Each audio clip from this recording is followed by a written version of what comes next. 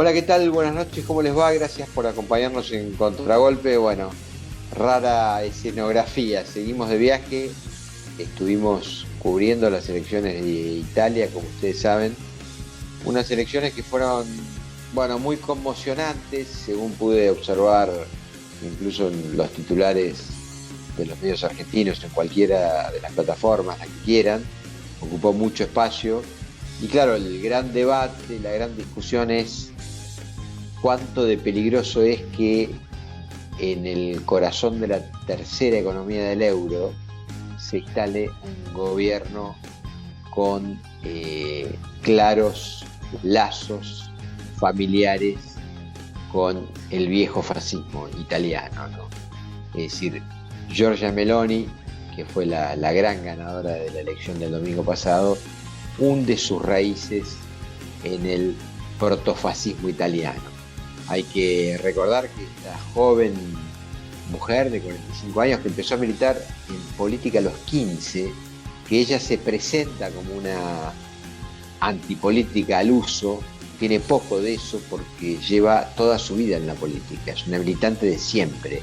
Bueno, ella tuvo contacto con el MSI, el Movimiento Social que fundó alguna vez un ex coronel del Ejército de Saló, Giorgio Almirante.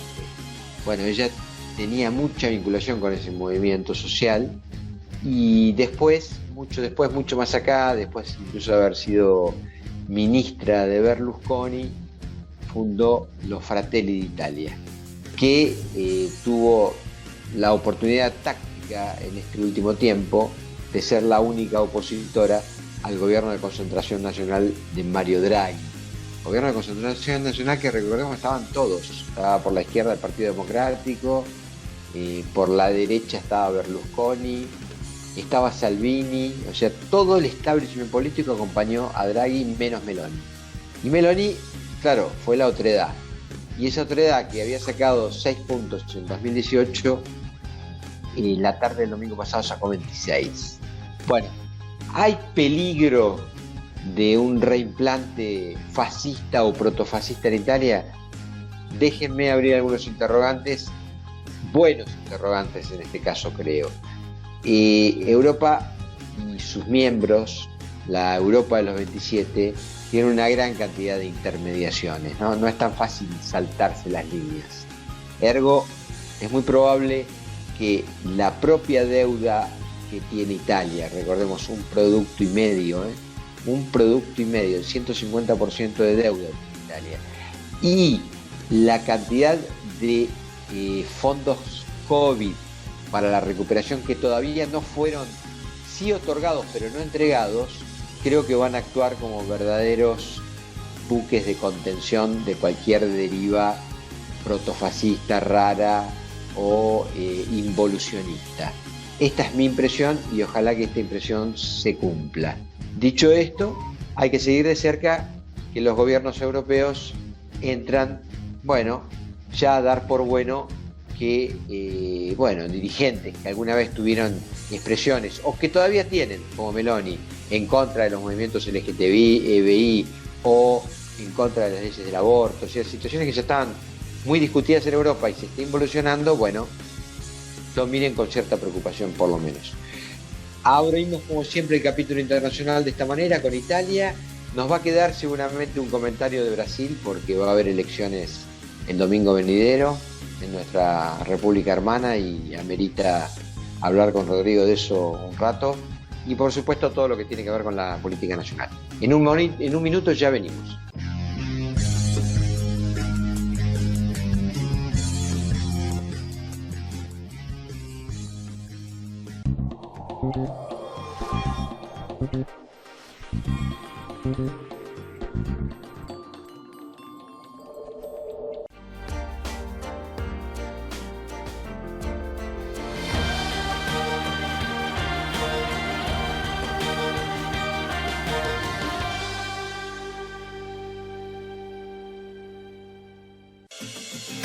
Este invierno, vení a disfrutar de la tierra de encuentros. Termas de Río Hondo y la Madre de Ciudades están listas para que vivas una experiencia inolvidable donde te espera el sol. Termas es vida. Las habilitaciones serán gratuitas el 3 de febrero. Si querés abrir un comercio o una empresa, te decimos gracias y no te cobramos. Además, te bonificamos por un año la tasa de seguridad e higiene. Queremos hacerte la vida más fácil, que progreses y generes empleo. Un Estado eficiente que se pone de tu lado. Municipalidad de 3 de febrero.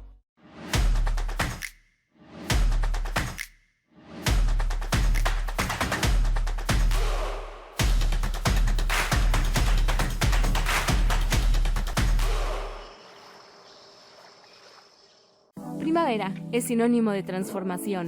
Pasamos del "nos quedamos en casa" al "nos quedamos un ratito más afuera". Transformamos nuestra energía para volver a disfrutar cada experiencia. San Juan, renueva tu energía. Señoras y señores, en el Banco Ciudad queremos que saques tus proyectos del banco de suplentes. Queremos bancarte para que juegues, para que encares tus sueños, para que vuelvas a sentirte titular de todo lo que querés hacer. Entra al Ciudad, vení al banco que te banca.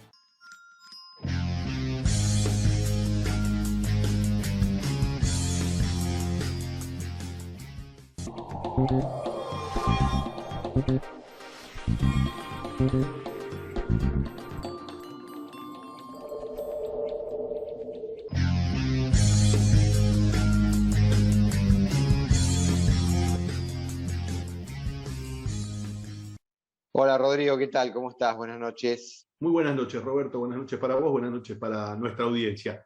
Y dejabas el interrogante de Italia y a la vez dejabas la puerta abierta para hablar de nuestro hermano mayor, que mañana domingo va a tener elecciones que marcarán sin lugar a dudas un hito para toda la región, ¿no? Y recordar esto que nos viene pasando en la región, que están perdiendo los oficialismos. Las encuestas vuelven a hablar de esto, ¿no? De una derrota del oficialismo, en este caso de Jair Bolsonaro. Sí, claro. Bueno, pareciera ser inevitable, por lo menos en primera vuelta, ¿no? El interrogante estas semanas se dice que los últimos días, por adhesiones que consiguió Lula, incluso la resolución del conflicto electoral en primera vuelta podría darse. Pero hablo con algunos amigos que están en Brasil y me dicen que no, la segunda vuelta es inevitable. Veremos a ver. Sin duda es una elección en clave regional, ¿no? Sí, sin lugar a dudas, y volvemos sobre esto, ¿no? Veníamos hablando ya hace tiempo de cómo los contrapuntos de la región con Europa, ¿no? De donde nos contabas hace un rato este triunfo enorme, este recupero enorme de la derecha, pero de una derecha mucho más extrema que la del modelo berlusconiano o del modelo de la Liga del Norte. Porque bien hacías mención, paradojas de la historia, la mujer de la antipolítica tiene 30 años de militancia.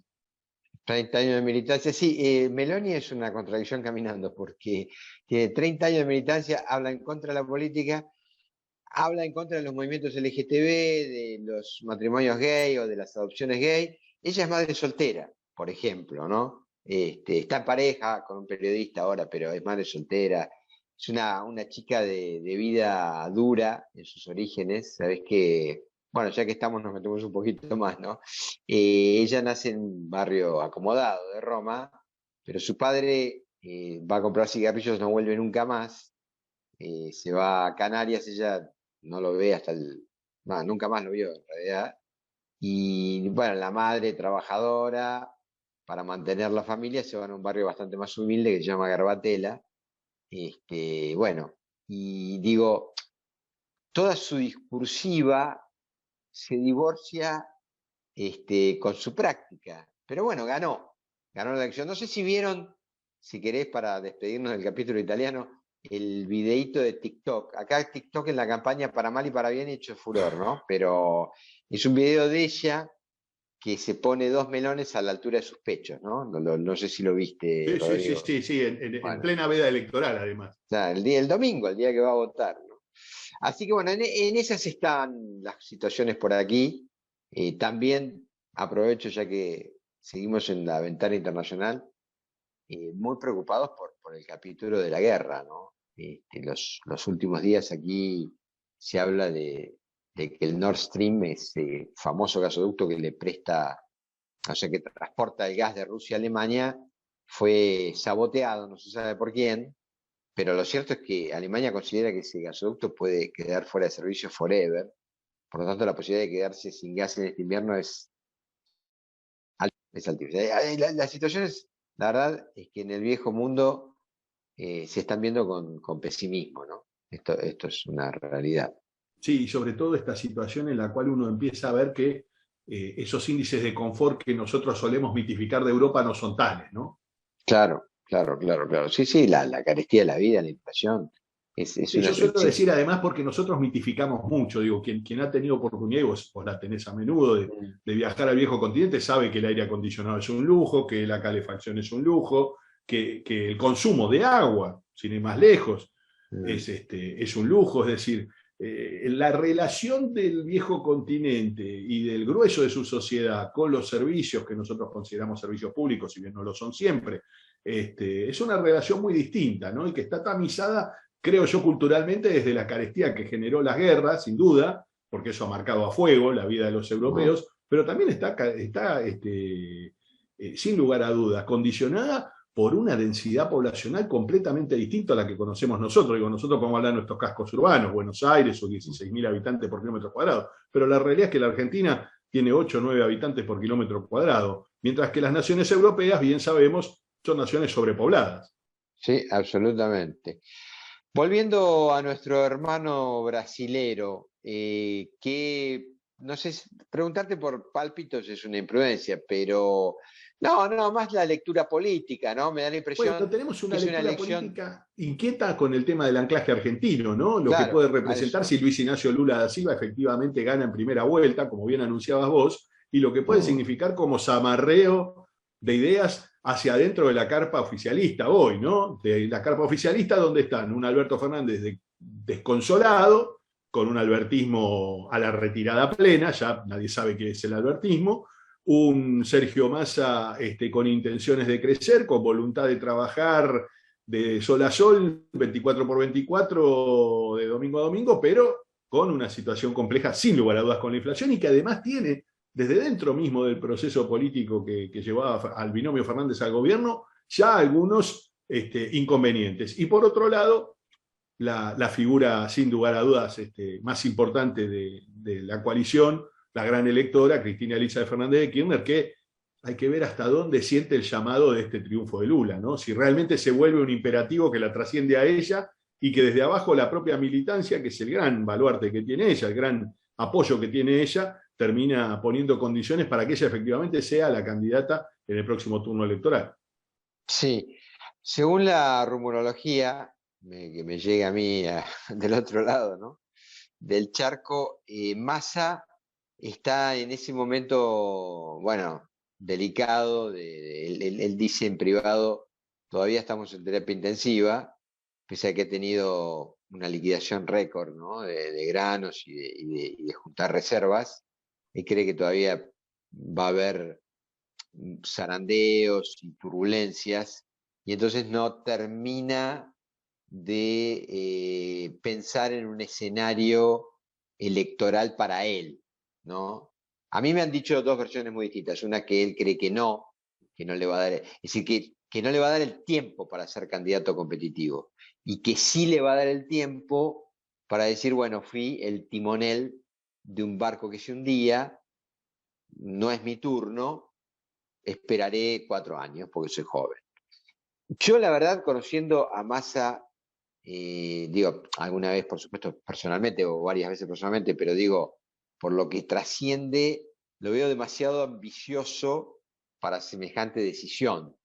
¿Viste? Creo que los políticos, cuando están ahí arriba, dicen, bueno, este colectivo pasa ahora, qué sé yo, si vuelve a pasar en 4 años. No sé tu mirada del asunto. Definitivamente sí, yo creo que la apuesta fue esa, ¿no? Un hombre que ya había sido jefe de gabinete de ministros, titular del ANSES, intendente municipal de Tigre en varias oportunidades, el gran elector de la primera sección electoral, habían encabezado boleta, digamos, y había ido a la pelea en su momento contra la propia estructura del peronismo oficial en vida de Néstor Kirchner. Digo, Néstor y Massa han tenido un ida y vuelta complejo. Sin embargo, este Sergio Massa de hoy es un Sergio Massa que en algún lugar llegó con un salvavidas para el cristinismo. Un salvavidas complejo, digo, el mismo cristinismo quiso una renuncia masiva, el mismo cristinismo que su presidente de bloque, hijo de Cristina Elisa Fernández de Kirchner, renuncia al bloque por no estar de acuerdo con el FMI, es el mismo cristinismo que hoy es su principal aval. Esto es un dato objetivo. Ahora, a la vez, en ese principal aval vamos a ir a un tercer índice inflacionario, ya vamos a llegar al tercero, donde los números me parece que no van a ser cómodos para la gestión, es decir, está muy compleja la situación de la inflación, no da respiro, y ese me parece que es el talón de Aquiles centralmente. Vos bien dijiste, y suscribo, que la cuestión de las reservas ha sido medianamente campeada la ola, ¿no? Digamos, en medio de un tifón, ahora podemos decir que hay un viento complejo, pero convengamos que parecería que el huracán pasó. Parecería que el huracán pasó, con algunas herramientas complejas, hubo señales al campo, estas señales, digamos, el campo todos lo conocemos, es complejo, el mundo agropecuario es complejo, a veces hay mucho más de la discursiva que de la realidad. En términos reales, las reservas, si querés, fueron engrosando de modo tal que Massa recuperó oxígeno en el central. Tema 1. Tema 2, pequeña interna con Miguel Pese. Miguel Pese, recordemos, hombre de larga tradición en la práctica política de la economía, viene de la década del 90, de integrante del gabinete económico de Fernando de la Rúa en la ciudad. Imaginemos la cantidad de años que lleva Miguel Pese en la política económica de los argentinos, pero incorporado fuertemente a este proceso del peronismo de hace muchos años y con una relación de privilegio con el presidente. Claramente el feedback ahí era Miguel Pese, Alberto Fernández. Sí, bueno, claramente. Este feo que se hicieron ahí, este toqueteo que se hicieron ahí entre Fernández, Pese y Massa, donde empiezan a aflorar estas internas que a veces parecen de poca monta. Digo, si a Fernández le tocó perder, como a Massa le tocó perder cuando no pudo ser el candidato a presidente. Recordemos, y acá reconstruyamos, la escena del 2019, Massa Fernández de Kirchner hubiera sido una escena tan parecida a la de Fernández de Kirchner. Claramente Fernández de Kirchner no lo eligió a Massa. No lo eligió a Massa. Este es el dato central.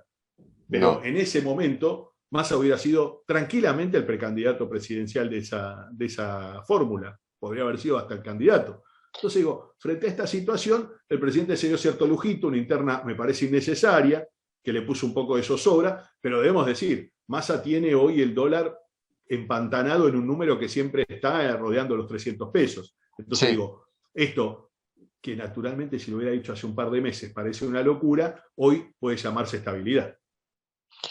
Bueno, de donde venía él, desde él agarró un barco en zozobra, ¿no? La verdad, o sea, podríamos decir que va rindiendo los pequeños exámenes que se le presentan, los grandes exámenes, por ejemplo, qué sé yo creo que en Estados Unidos le fue bien, en líneas generales, ¿no?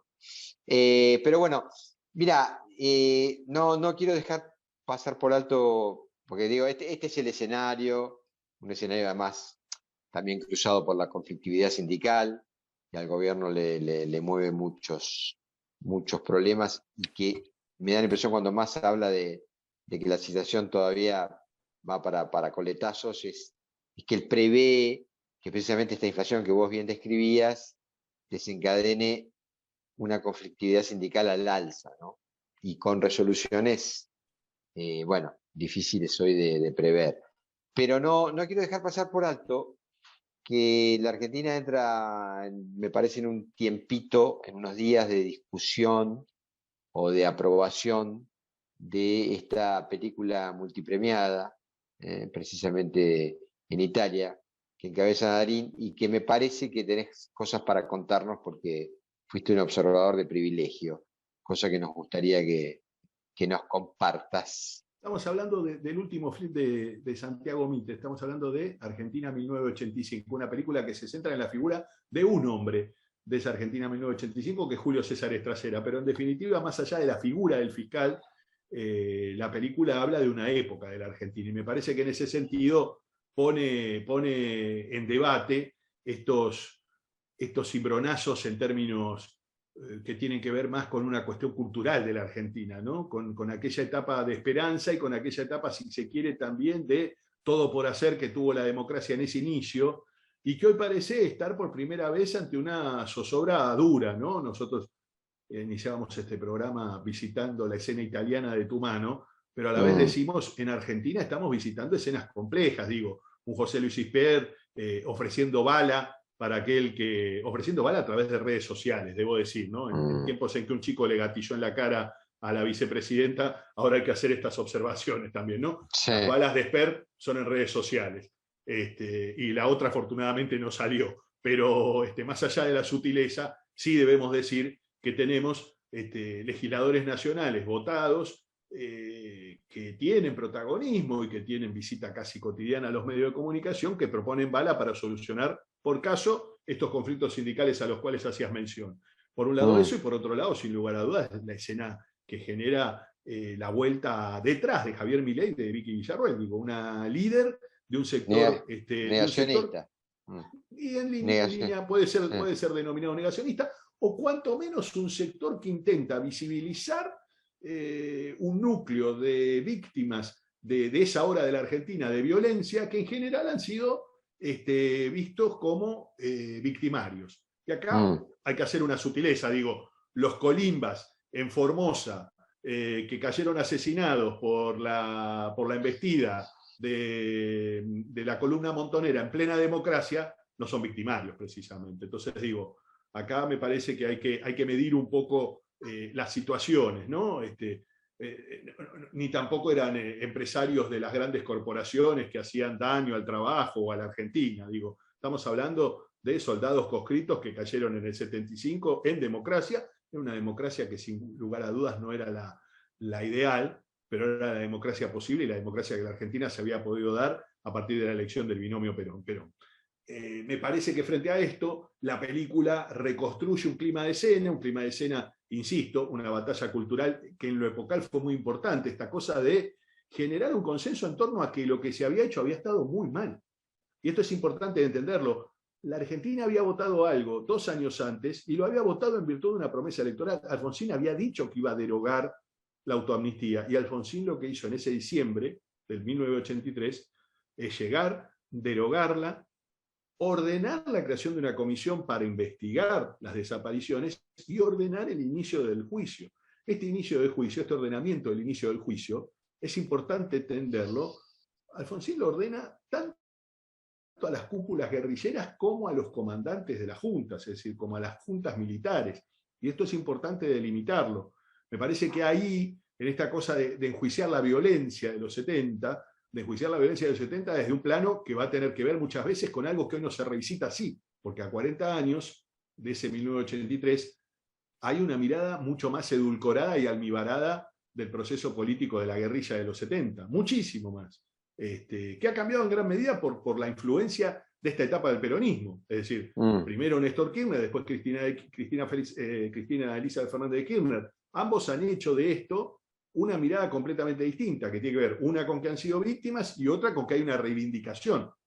Días pasados lo vivimos acá, el propio Fernando Vaca Narvaja en un reportaje reivindicó algunas de las actitudes que la conducción de Montonero, acá no hablamos de la militancia, hablamos de la conducción de Montonero, estuvo en la contraofensiva, algo que Juan Gelman, Horacio Berbisky y muchos otros de los hombres que en aquel momento atravesaron la organización siempre criticaron. Sí, Miguel Bonazo, sí, claro. Bueno, ahí ya se había dividido Montoneros, ¿no? En un famoso congreso en Roma. Que ese brazo de Montonero forma el Partido Auténtico, que eran un poco herederos de Videgain, ¿no? De Oscar Videgain, que había sido gobernador en el 73, ¿no? En la fórmula del 3 Juli. Claro, Videgain Calabró. Exactamente, que después, bueno, quedó Calabró, ¿no? Hereda la gobernación de la provincia de Buenos Aires. Pero bueno, sin duda, tu impresión, tu mirada es que este film, aparte de recrear la época, cae en un momento justo, ¿no? de la vida argentina. Creo que le viene bien a la democracia, es decir, nosotros tenemos un fantasma real, que es este fantasma que por un lado anida en Europa, y que vos nos estás trayendo capítulo a capítulo el alerta, porque en definitiva Vox también es una alerta. Digo, esta reivindicación neofranquista, neofalangista, también es una alerta. Ya no es el viejo PP que trataba de ver cómo sacarse el franquismo de encima, o como mismo corrió a Fraga Iribarne, que había sido ministro de Franco, digo, del AP, de la Alianza Popular Primera, mismo cambió, hasta mutó su nombre de modo tal de ir despegándose de aquel franquismo, ¿no? Digo, ese mundo ya no es el mismo, digo, hoy está Vox, hoy hay una Sí. oportunidad para un sector que reivindica en otros términos y que además tiene un discurso segregacionista, discriminador, un discurso que reivindica nacionalismos exacerbados, algo muy similar a lo que ha pasado en Italia, lo mismo de Orbán, que lo tenemos bastante presente ya desde Sí, hace claro. algún tiempo. Digo, un fantasma que está recorriendo Europa nuevamente. Paradojas de la historia, Europa pagó con creces en 6 años trágicos entre el 39 y el 45 a este fantasma, ¿no? Yo me despido y te dejo que cierres, porque nos tenemos que ir realmente. Estamos ya pisando el final, con un concepto que me parece que hace síntesis acerca de lo que está pasando con todos estos movimientos eh, extremistas, ¿no? Por derecha en este caso. Y se lo leía a un analista que decía, en definitiva, estos movimientos crecen porque apelan a un pasado que fue mejor o que quedó idealizado. Y en definitiva, en buena parte del capitalismo, casi en Europa, en Estados Unidos, nosotros mismos, si lo mirás en perspectiva, desde la crisis de Lehman Brothers de 2008, ha habido un retroceso general que tuvo un punto de alzas y más o menos según el país, pero que lo agarró la embestida de la pandemia y ahora la guerra. Entonces vos tenés 13, 12, 14 años del capitalismo muy complicados, Es que que son, son campo de cultivo para estos fenómenos. sin lugar a dudas, pero también son los producidos de este regalo envenenado que fue el capitalismo exacerbado. Es Sí, decir, sí. O hubo el un capitalismo capitalismo financiero, ¿no? exacerbado y este es un drama. El O capitalismo exacerbado financiero, termina siendo esencialmente, sí, claro. su propio enemigo. Es decir, se generó sus propios enemigos. Así Esta es. cosa que además se difundió tanto en Europa, ¿no? Esta cosa del capitalismo y del consumo, ¿no? Esta idea de consumo Sí. por el consumo mismo, sin concepto ambiental alguno, sin concepto, vos hablabas bien de la otra edad, sin idea del otro, con un continente como el africano enfrente, con graves dramas que tienen que ver con el hambre, además, Así no es. dramas de menor cuantía. Y sin embargo Europa siguió en su fiesta y bueno, naturalmente llegó una hora donde las cosas colapsaron, estamos en mal momento, está la guerra de por medio, la guerra no dio tregua y esto me parece que nos complica futuro. Pero nos tenemos que ir. Nos tenemos que ir, lamentablemente. La seguimos la semana que viene, amigos. Chau. Gran Hasta abrazo. el Chau, chau. sábado que viene en Contragolpe. Chau.